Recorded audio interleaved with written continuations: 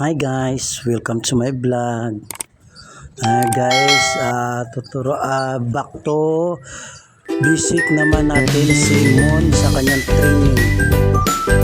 3 buwan pala siya guys na hindi na kapag training guys, kaya i-recall natin siya guys sa kanyang tricks para bumalik yung talino niya sa pagti-tricks guys.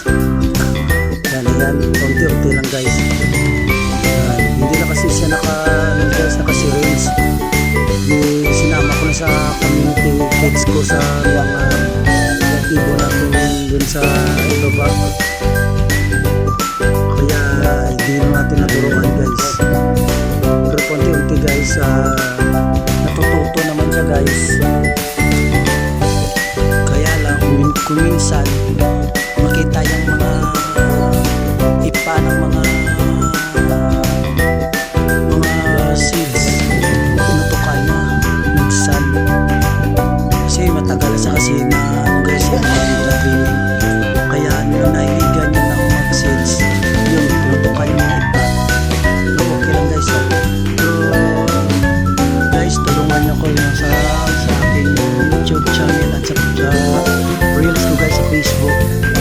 Subscribe ko yun guys, hindi ko notification at updated ko sa mga aking video guys, para kung gusto nyo pa shoutout guys, comment na kayo sa comment section para mag-usap tayo kung paano turo ng tricks ng ibon. Huwag kayong mahiya guys, mag-comment, magtanong sa akin guys about sa bird tricks na tinuturo natin. Unti-unti guys, basic para matuto kayo guys. Ito tuturuan natin si Mon. 5 months old na pala to si Mon guys.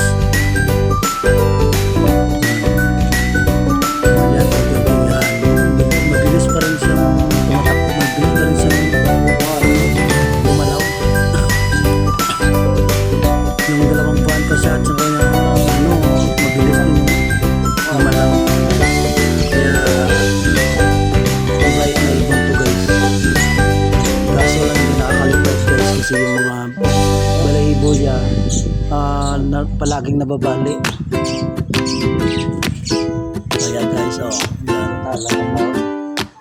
mabilis pa rin, doon pa rin yung niya, yung aggressive niya at saka yung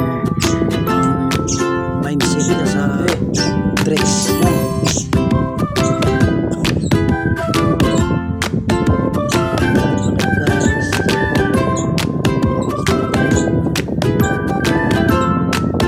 Kaso lang pag sales guys, yung hirap na daliri niya kasi maliliit. Bird seeds ang kalaki, ang hirap ng tagputin. Nilagay ko lang yun sa takip ng mineral water. Ayan guys, kita nyo guys, tumutuka sa amin sa marinig mo yan. Hindi din siya tumutuka guys, pero hindi naman yan sa guys, itong tiko-tiko tumutuka. Pasok pa rin. Pero kung palagi natin tuturuan araw-araw guys, hindi na yan magkaganyan.